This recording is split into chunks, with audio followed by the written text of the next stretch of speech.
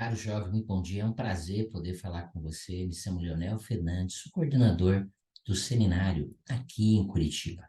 Nossa aula hoje é 1 Tessalonicenses 4 e 5. É uma aula poderosa. Como eu sempre digo, é um prazer aprender com os profetas de Deus ao estudar o Evangelho do Salvador Jesus Cristo. Paulo começa essa carta falando a respeito de um princípio muito importante para que nós possamos voltar à presença de nosso Pai Celestial. No versículo 3 ele diz assim: porque esta é a vontade de Deus, a vossa santificação. Deus quer que nós nos tornamos santos. Vamos ver sobre santificação no Guia de Estudo das Escrituras, e lá diz o seguinte: é o processo para que a pessoa fique livre do pecado. Então, Deus quer que a gente fique livre do pecado. Deus quer que a gente se torne puro, que a gente seja limpo, que a gente seja santo. Esse processo vem por meio da expiação do Salvador Jesus Cristo. Isso é o que Deus quer para nós. Para nós voltarmos à sua presença, nós precisamos ser livres do pecado, precisamos ser puros, limpos e santos. E isso tudo por meio da expiação de Cristo. O novo manual, guia, A Força dos Jovens, ele pode nos ajudar a compreender qual que é a visão do Senhor para os jovens com relação ao corpo, tá? Porque ele fala uma coisa bem interessante aqui também, olha, cada um de vós saiba como possuir o seu vaso, tá? Se você clicar aqui em cima de vaso, você vai ver que é corpo. Cada um de nós tem que saber o que o Senhor pensa a respeito do corpo no plano de salvação. Primeiro, no Guia Força do Jovem, ele fala sobre o seu corpo é sagrado. Seu corpo é uma dádiva preciosa do Pai Celestial. Ele deu este corpo a você para ajudá-la a se tornar mais semelhante a Ele. Ter um corpo lhe dá mais poder para exercer sua liberdade de escolha. O Evangelho restaurado de Jesus Cristo pode ajudá-lo a ver seu corpo pela perspectiva de Deus e não do mundo. O mundo destoa muito a respeito das coisas de Deus. Conhecer o Evangelho, essa é a minha responsabilidade, essa é a sua responsabilidade. Conhecer o que Deus pensa a respeito do seu corpo, a respeito de tantos outros princípios, mas o Evangelho vai nos ajudar. Isso faz uma grande diferença compreender o Evangelho em suas escolhas sobre o que fazer como corpo e como cuidar dele. Os princípios que o Guia A Força do Jovem traz, ele começa falando algumas verdades eternas. Seu corpo é a imagem de Deus. Compreender isso, entender isso e sentir isso pode fazer uma grande diferença para você, tá? Os sentimentos sexuais são parte importante do plano de Deus. Pense nisso. Ter esse tipo de sentimentos sexuais, ele diz que não é pecado, porque esses sentimentos são sagrados. Como os sentimentos sexuais são sagrados e tão poderosos, Deus lhe deu a lei de castidade para prepará-los para usar esses sentimentos como ele deseja. A lei da castidade declara que Deus aprova a atividade sexual apenas entre um homem e uma mulher que sejam legal e legitimamente casados. Muitos do mundo ignoram e até zombam da lei de Deus, mas o Senhor convida a ser seus discípulos e a viver o padrão mais elevado que o mundo não vive, ok? Então, meu conselho é: precisamos conhecer mais o que Deus pensa a respeito do corpo, né? Depois ele faz alguns convites aqui, ele diz: trate o seu corpo e o corpo de outras pessoas com respeito. Estou honrando o meu corpo como uma dádiva sagrada de Deus? Evite estilos que enfatizem ou chamem a atenção inadequada para o corpo físico, em vez de quem você é como filho ou filha de Deus, com um futuro eterno. Deixe que a pureza moral e o amor a Deus guiem suas escolhas. Escolha de quem você vai namorar, escolha do que você vai vestir, escolha daquilo que você vai fazer. Ok? O amor a Deus e a pureza moral podem guiar nossas escolhas durante toda a nossa vida. Esse guia é maravilhoso. Convido cada um de nós a mergulhar, a saber o que Deus pensa a respeito de seus padrões de moralidade, estudando este, este guia tão importante. A primeira pergunta que eu gostaria de fazer, tá? Que vocês têm que responder lá no formulário é: o que farei para cuidar melhor de meu corpo a partir de hoje?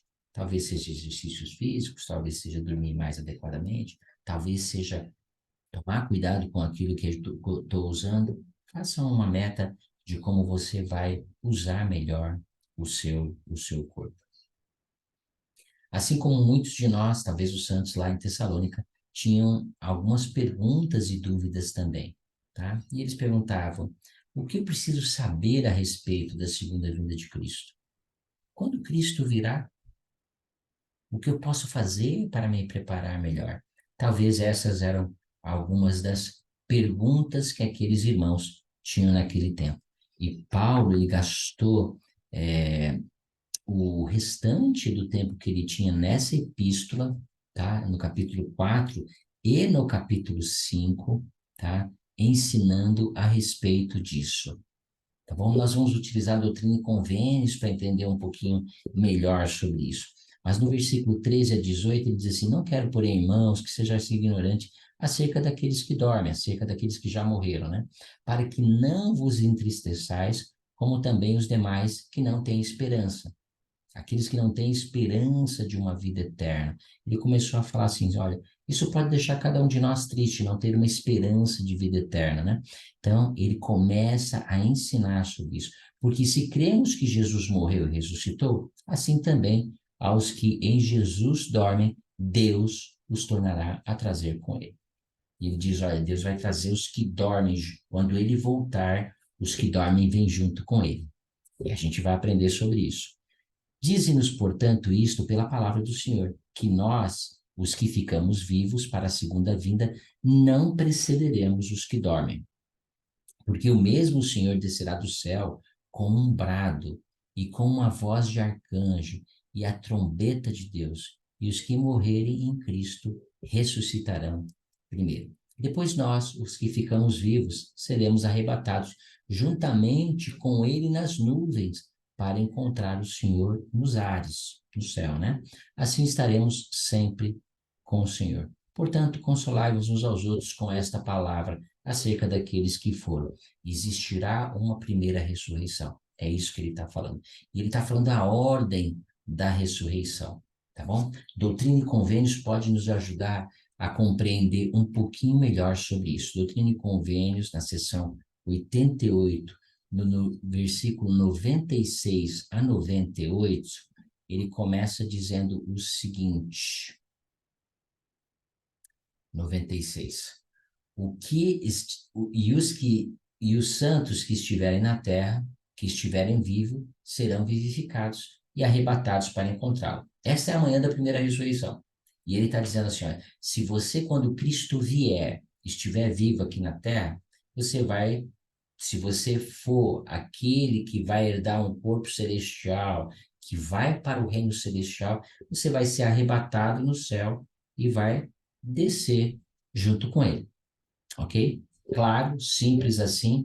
Essa é a doutrina que tanto Paulo ensinou sobre ela, quanto o Senhor ensinou ao seu servo Joseph Smith para que pudesse testificar a respeito disso.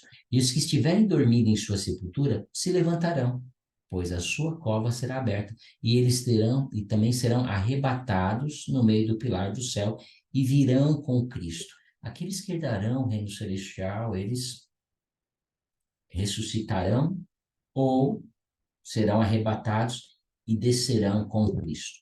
Que momento glorioso, que coisa maravilhosa. Não dá para imaginar, é um momento sem precedentes, né? Não existe nada que possa se comparar a isso. Tanto aqueles que estiverem aqui na terra, quanto aqueles que já estiverem morrido, eles ressuscitarão e descerão junto com o Salvador Jesus Cristo, ok? Aqueles que não aceitaram Jesus Cristo no corpo, aqueles que só aceitaram talvez depois, lá tiveram diversas oportunidades, né? Pensem nisso. No versículo 99 até o 101, ele diz o seguinte: E depois disso, um outro anjo soará, que é a segunda trombeta. Então virá a redenção daqueles que forem de Cristo na sua vinda, os que receberam sua parte naquela prisão preparada para eles, a fim de receber o evangelho e serem julgados de acordo com os homens na carne. Então vai ter uma segunda trombeta e esses irmãos vão ressuscitar. A diferença desses para os primeiros são que eles não vão descer com Cristo, eles apenas vão ressuscitar. Esses são os irmãos que ocuparão o reino terrestre, ok? A, a terceira trombeta, que está lá no versículo 100, ele diz assim: e também uma outra trombeta soará, que é a terceira trombeta. Então virão os espíritos dos homens que deverão ser julgados e que se encontram sob condenação. E estes são os remanescentes dos mortos, e não tornarão a viver até que os 1000 anos se acabem, nem até o fim da terra. Estes serão os que vão ressuscitar depois dos 1000 anos, tá? Depois do milênio, existirá uma terceira trombeta tocando, ou uma terceira ressurreição, vamos colocar assim, que está reservada para aqueles que não guardaram os mandamentos, para aqueles que foram rebeldes, para aqueles que não aceitaram Jesus Cristo como Salvador. Doutrina e Convênio 76 explica rapidamente, não rapidamente, bem amplamente sobre os irmãos do reino celestial, terrestrial e telestial. Os irmãos que irão para o reino telestial, eles vão ressuscitar depois do milênio. Pense nisso, né? Ele fala a respeito disso, das fases da ressurreição, né? A pergunta que um deles tinha é: quando vai acontecer a segunda vinda? Que talvez nós tenhamos. Tem a resposta de Paulo aqui também: quando vai acontecer a segunda vinda? No capítulo 5, do versículo 1 a 3, ele diz o seguinte: porque vós mesmos sabeis bem que o dia do Senhor virá como ladrão da noite. Então a gente já sabe como ele virá. Cristo vai vir como o ladrão da noite. A gente não sabe quando o ladrão vai vir, né? Pois quando disserem a paz e segurança, então lhe sobrevirá repentina destruição, como as dores de parto àquela que está grávida, e de modo nenhum algum escaparão. Mas vós, irmãos, já não estáis em trevas, para aquele dia vos surpreenda como um ladrão. Então ele diz: olha, nós já sabemos aquilo que nós temos que fazer. Nós não precisamos permanecer em trevas. Nós já sabemos, aqueles que herdarão o reino celestial, lá em Doutrina e Convênio 73, 76, ele fala claramente as coisas que nós precisamos fazer. Tá? Eu não gostaria de me ater a isso. Gostaria de dar o desafio para que vocês pudessem ler a respeito disso. Tá? Mas como nos preparar? Versículo 4 e 5. Tá? Nós já falamos no 4, né? Porque todos vós sois filhos da luz e filhos do dia. Nós não somos da noite, nem das trevas. Não durmamos, pois, como os demais, mas vigiemos e sejamos sóbrios. Ele diz: olha, a gente já sabe o que precisa fazer, tá? Então, novamente, Doutrina e Convênios 76. Mas gostaria de falar um pouquinho a respeito de um discurso dado recentemente, tá bom? Pela irmã Craven, Beck Craven, que era a segunda conselheira geral das moças. Ele foi dado em abril de 2019. E ela fala sobre viver o evangelho com cuidado ou viver descuidadamente. Ela diz o seguinte: há um caminho cuidadoso e um caminho descuidado para fazer todas as coisas, incluindo viver o evangelho. Então, pensa no que Paulo disse. Ele disse: olha, você já sabe o que precisa fazer. Agora, existe uma maneira cuidadosa de fazer isso. Existe uma maneira descuidada de fazer isso, que nós já sabemos que precisamos fazer. A pergunta é, será que eu tenho sido cuidadoso com aquilo que eu sei que eu preciso fazer para entrar no reino celestial? Ou tenho sido descuidado? Ao ponderarmos nosso compromisso com o Salvador, estamos sendo cuidadosos ou descuidados? Devido à natureza mortal, não racionalizamos. Às vezes, nosso comportamento frequentemente nos referindo às nossas ações como sendo mornas, ou misturando algo bom com algo muitas vezes não muito bom.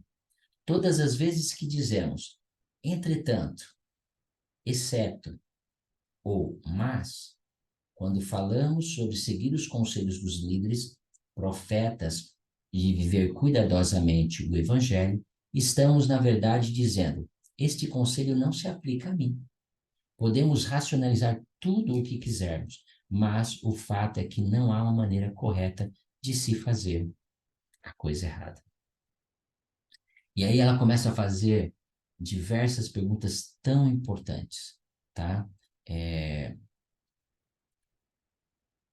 Ela fala, olha, viver o evangelho não significa necessariamente ser formal ou excessivamente sério, significa que teremos pensamentos e comportamentos adequados, como discípulo de Jesus Cristo. Agora vem as perguntas. Somos cuidadosos com a adoração do dia do Senhor ou somos descuidados? Nossa preparação para partilhar os sacramentos toda semana, somos cuidadosos ou descuidados? Será que somos cuidadosos com nossas orações? Será que somos cuidadosos com o estudo das Escrituras? Será que somos cuidadosos com o estudo pessoal e familiar do Vem e Segue? Será que somos cuidadosos com a adoração ao templo? Será que vivemos cuidadosos deliberadamente os convênios que fazemos tanto no batismo quanto no templo?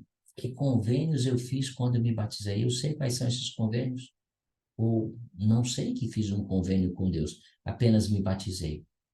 Lembra, nós vivemos os convênios. As ordenanças são para celebrar os convênios, como ensinou o Elder de Todd Christofferson. As ordenanças existem para celebrar o convênio que nós fizemos com o Senhor. Muitas vezes nós focamos na ordenança e esquecemos que ela apenas é um símbolo do convênio. Nós precisamos focar nos convênios. Que convênio eu fiz como eu me batizei? Aqueles que já passaram pelo templo, o julgar-me cuidadosamente ou descuidadamente? Quando nós ministramos com cuidado ou com descuidado? Tá? E tantas outras perguntas maravilhosas que a Sister Craven faz para aqueles que herdarão o reino celestial.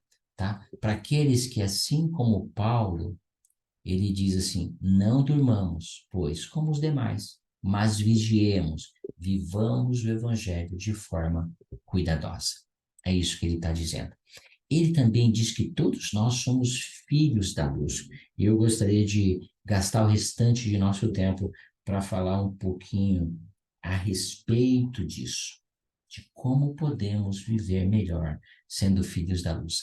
Antes disso, gostaria de fazer a nossa segunda pergunta, ok? O que posso fazer hoje para viver o Evangelho de uma forma mais cuidadosa? Essa é uma das perguntas que você tem que responder lá, ok?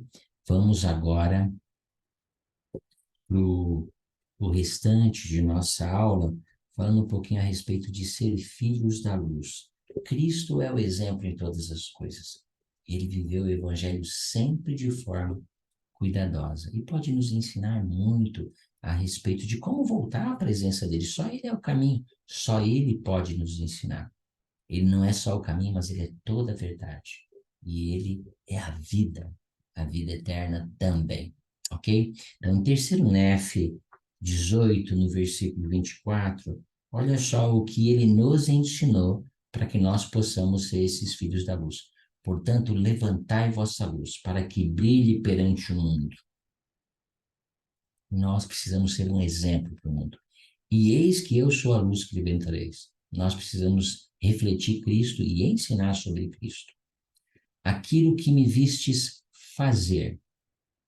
Agora ele deu um exemplo. E eis que vi E eis que vistes que eu orei, ok? A gente viu que o Senhor jejuou. A gente viu como o Senhor se tornou, como o Senhor se comportou, como ele se portou quando foi acusado, como ele não julgava, como ele acolhia a todos, como ele era bondoso. Então, ele deu apenas um exemplo, mas ele disse: aquilo que me vistes fazer, também deveis fazer. Outras escrituras ensinam a respeito disso também. Se queremos ser filhos da luz, precisamos fazer aquilo que Cristo fez. Outra escritura que vai ensinar sobre isso é a doutrina e Convênios 50, do versículo 23 a 25. Portanto, aquele que prega, aquele que recebe, compreende um ao outro, ambos são edificados, juntos se regozijam. Aquilo que não edifica não é de Deus, é trevas. Precisamos ajudar a edificar uns aos outros. Aquilo que é de Deus é luz. Aquele que recebe a luz e persevera em Deus recebe mais luz.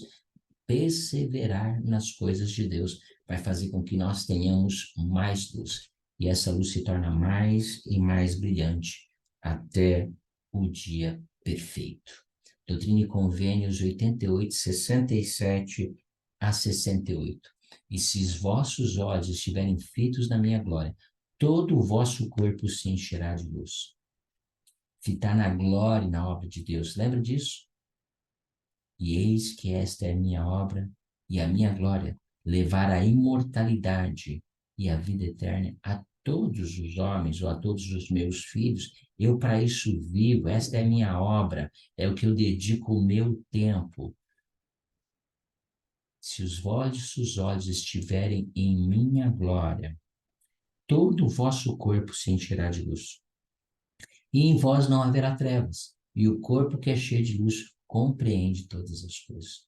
Portanto, santificai-vos. Lembra que é Deus quem nos santifica para que vossa mente concentre-se em Deus. Dias virão em que me vereis, porque vos desvendará a sua face, e será seu próprio tempo, seu próprio modo, e de acordo com sua própria vontade. Fazer e agir como Cristo, ok? Perseverar para que recebamos mais luz e santificar-nos. Isso fará com que nós possamos nos tornar mais semelhante ao Salvador Jesus Cristo e a estar preparados para esse grande dia, que é só uma questão de tempo. Cristo irá retornar. Presto meu testemunho, que eu sei que um dia Cristo virá. E um dia todos nós ressuscitaremos também, como ensinado por Paulo, como ensinado por Joseph, como falado pelo Senhor em Doutrina e Convênios. Esta é apenas uma questão de tempo. O dia exato, ninguém sabe. Muitos profetas já têm falado a respeito disso. Mas a gente sabe qual dia será. Ele virá quando menos se espera. Como o ladrão na noite, como Paulo ensinou e sobre como Cristo ensinou. Aquilo que vai nos ajudar a permanecer na luz ou nas trevas depende de quanto conhecimento nós buscamos ter a respeito disso, de quanto nós compreendemos o plano e vivemos o plano de salvação. Isso é o que vai nos qualificar para estar do lado dele ou não estar do lado dele. Que Deus possa nos abençoar ao buscar viver de uma maneira mais cuidadosa aquilo que nós já sabemos. A última pergunta: como estas verdades ensinadas por Paulo podem me ajudar a ser um discípulo melhor de Cristo a partir de hoje? Sei que Deus vive, sei que esta é a sua igreja, sei que Ele nos ama profundamente, sei que nós temos um plano perfeito. Nesse plano perfeito, Deus tem profetas. Os profetas nos amam profundamente. Eles são o exemplo do Salvador Jesus Cristo. Eles exemplificam Cristo em todas as coisas. E eles podem nos conduzir por um caminho estreito e apertado para voltar à presença de nosso Pai Celestial. O presidente Nelson é o profeta de Deus que tem nos guiado. E nós temos mais 15, mais 14, né? Profetas, videntes e reveladores que podem nos ajudar a chegar lá. Que Deus possa nos abençoar em nome do Salvador Jesus Cristo. Amém.